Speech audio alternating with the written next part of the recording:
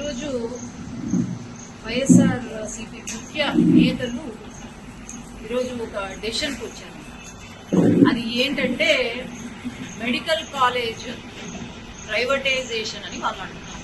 Privatisation పైన ప్రతి ఊర్లో రచ్చబండ కార్యక్రమాలంట, ధర్నాలంట పెద్ద ఎత్తున, అలాగే 1,000 సంతకాల సేకరణ అంట. మరి వీళ్ళు ఎక్కడ ఎవరి దగ్గర నుంచి సంతకాలు సేకరణ చేస్తారు? ఊర్లలో పల్లెలలో రచ్చబండ కార్యక్రమాలు మెడికల్ కాలేజ్ ప్రైవేటైజేషన్ పైన పెడతారంట. మరి ఆ గుంపులో, ఈ ముఖ్య నాయకుల గుంపులో అందరూ చదువుకున్న వాళ్ళలానే కనిపిస్తున్నారు. మరి వీళ్ళు చదువుకున్నారా లేకపోతే మరి ఏమో అర్థం కావడం లేదు. కానీ అసలు ప్రైవేటైజేషన్ కి పబ్లిక్ ప్రైవేట్ పార్ట్నర్షిప్ కి కూడా తేడా తెలియని నాయకులు వీళ్ళు. నేను ఒకటే ప్రశ్న జగన్ గారిని, నిజంగా మీకు మెడికల్ కాలేజీల పైన మీకు అంత ప్రేమ ఉండుంటే దాదాపు 17 మెడికల్ కాలేజు 5 సంవత్సరాల కాలంలో శాంక్షన్ అయింది. దాని ఖర్చు విలువ 8,040 కోట్ల రూపాయలతో ఖర్చు పెడితే పూర్తవుతుంది. కేంద్ర ప్రభుత్వము 1,451 కోట్ల రూపాయలు శాంక్షన్ చేశారు. అట్లాగే 700 కోట్లు పీజీ విద్యకు శాంక్షన్ చేశారు. మరి రాష్ట్ర ప్రభుత్వ వాటా కూడా ఉంటుంది. దీంట్లో 1 రూపాయి కూడా ఖర్చు పెట్టింది రాష్ట్ర వాటా. అట్లాగే 700 కోట్లు ఏవైతే పీజీకి సంబంధించిన దీనికి ఇచ్చారో కేంద్రము, మరి దాన్ని మొత్తము డైవర్ట్ చేశారు. 1 రూపాయి కూడా సూపర్ స్పెషాలిటీ, మొన్న ప్రెస్ మీట్ పెట్టినప్పుడు సూపర్ స్పెషాలిటీ హాస్పిటల్లు ఉన్నాయి అని అంటున్నారు. ఏది ఒక సూపర్ స్పెషాలిటీ హాస్పిటల్ చూపించమనండి. ఈనాడు వైద్యం గురించి మాట్లాడుతున్నారు. అసలు మెడికల్ కాలేజెస్ ప్రతి జిల్లాకి ఒక మెడికల్ కాలేజ్ అవసరము అని చెప్పి దాదాపు 19 మెడికల్ కాలేజ్ ఉమ్మడి రాష్ట్రంగా ఉన్నప్పుడు 1995 నుండి అట్లాగే 2004 లోపల 19 మెడికల్ కాలేజెస్ తెచ్చింది తెలుగుదేశం పార్టీ. అట్లాగే గవర్నమెంట్ ప్రభుత్వ మెడికల్ కాలేజెస్ దాదాపు 6 తీసుకొచ్చింది తెలుగుదేశం. ఈరోజు నిమ్స్ కానీ, స్విమ్స్ కానీ, బర్డ్స్ కానీ, అట్లాగే టాటా క్యాన్సర్ హాస్పిటల్ కానీ, బసవతారకం క్యాన్సర్ హాస్పిటల్ కానీ, సూపర్ స్పెషాలిటీ హాస్పిటల్స్ ఏవైతే ఉన్నాయో తీసుకొచ్చింది తెలుగుదేశం పార్టీ. మరి మీరు 5 సంవత్సరాల్లో మేము పూర్తి చేసినాము అని అంటున్నారు. మీరు పూర్తి చేసింది ఏంటి? ఎక్కడ పోయి ధర్నాలు చేస్తారు? మీరు కట్టిన బేస్ మఠాలు లేకపోతే స్తంభాల పైన కూర్చొని ధర్నాలు చేస్తారా? నాకు అర్థం కావాలి. ప్రైవేటైజేషన్ గురించి వీళ్ళు మాట్లాడుతున్నారు. ఆనాడు దాదాపు 50% సీట్లు ఏవైతే ఉన్నాయో గవర్నమెంట్ కాలేజెస్ లో NRI quota, self finance quota కింద 50% కోటి రూపాయలు లేదంటే 40 లక్షలు కట్టాల్సిన అవసరం ఉంది. మరి మీరా మాట్లాడుతున్నారు ప్రైవేటైజేషన్ గురించి? సీట్లలో ప్రైవేటైజేషన్ చేసింది మీరు. జీవో 107, 108, 133 జీవోలు నేను గుర్తు చేయాల్సిన అవసరం లేదు. ఆ జీవోలు తీసుకొచ్చింది మీరు. కానీ ఇక్కడ వాళ్లకు పాపము కష్టం ఏంటంటే ఈరోజు 5 సంవత్సరాల్లో వీళ్ళు ఏమీ కట్టలేకపోయారు.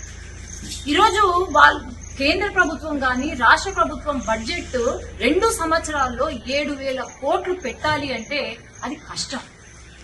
అందుకు పీపీపీ, పబ్లిక్ ప్రైవేట్ పార్ట్నర్షిప్ కింద ఈరోజు ఉత్తరప్రదేశ్ కానివ్వండి దాదాపు 12 మెడికల్ కాలేజీలు పీపీపీ కింద ఉన్నాయి. లేదంటే కర్ణాటక కానివ్వండి. ఈ మెడికల్ కాలేజెస్ అన్ని కూడా వరల్డ్స్ బెస్ట్ మెడికల్ కాలేజెస్ గా కాంపిటీషన్ కూడా పెరిగి అక్కడ బెస్ట్ మెడికల్ కాలేజెస్ గా పేర్కొంది. ఈరోజు సైన్స్ లేదంటే మెడిసిన్ ఫీల్డ్ లో టెలిరేడియాలజీ అయితేనేమి, న్యూక్లియర్ మెడిసిన్ అయితేనేమి, లేదంటే పెట్ స్కాన్స్, ఇవన్నీ అవసరం. జగన్ గారు ఆయనకంటే డబ్బులు ఉన్నాయి, లండన్ కి పోయి ట్రీట్మెంట్ చేయించుకుంటాడు. లండన్ కి పోతాడు, ఏమన్నా జ్వరం వచ్చినా లేకపోతే ఏమన్నా టాబ్లెట్లు కావాలన్నా లండన్ కి పోతాడు.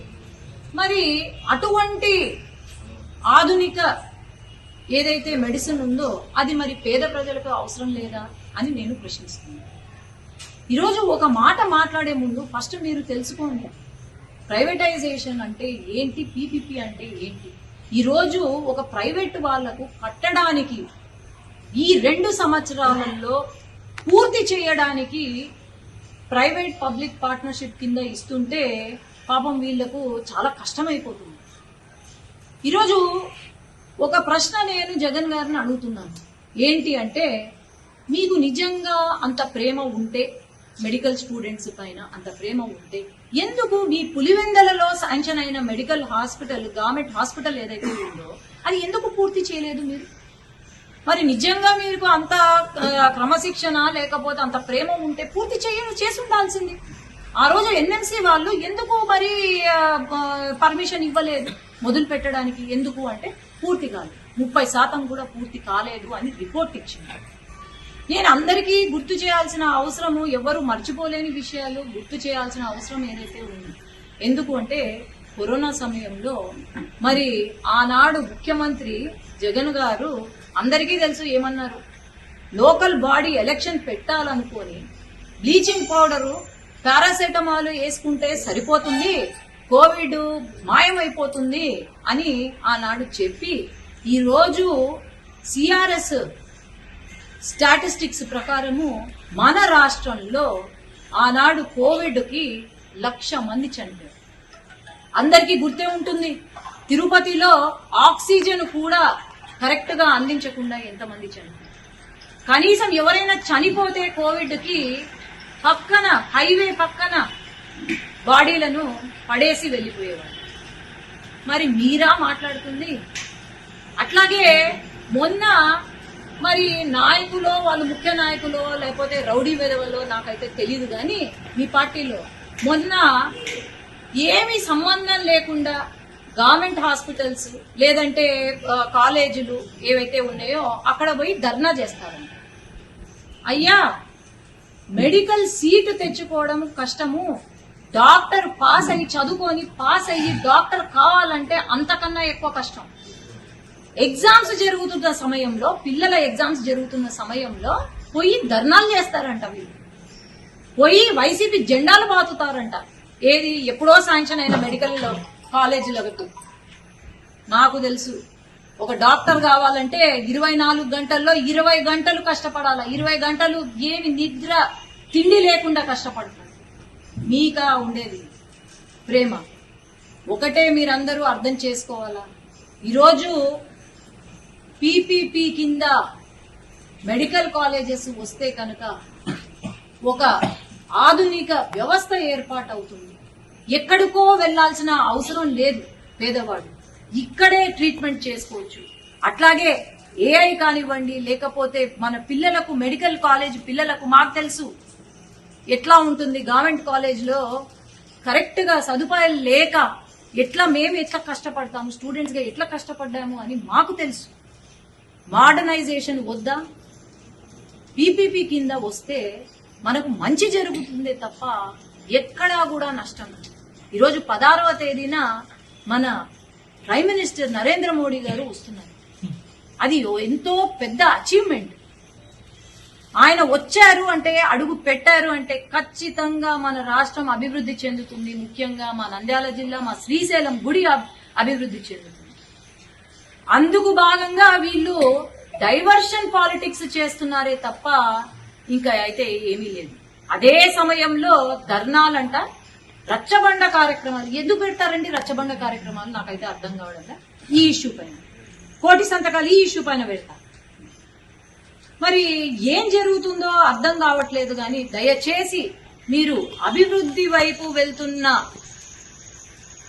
పార్టీ చంద్రబాబు నాయుడు గారు 24 గంటలు, లోకేష్ అన్న గారు గాని 24 గంటలు మన గురించి, మన రాష్ట్ర అభివృద్ధి గురించి ఆలోచన చేస్తున్నారు తప్ప మీలాగా గాలికి వదిలేసి అభివృద్ధి లేక, సంక్షేమము లేక, లేకపోతే అసలు కార్యకర్త, మీ సొంత కార్యకర్తలను కూడా పట్టించుకునే వాళ్ళు లేక మీకు ఏం చేయాలో తోచక ఇలాంటి టైం పాస్ వేషాలు మాత్రం వెయ్యొద్దని నేను కోరుకుంటున్నాను.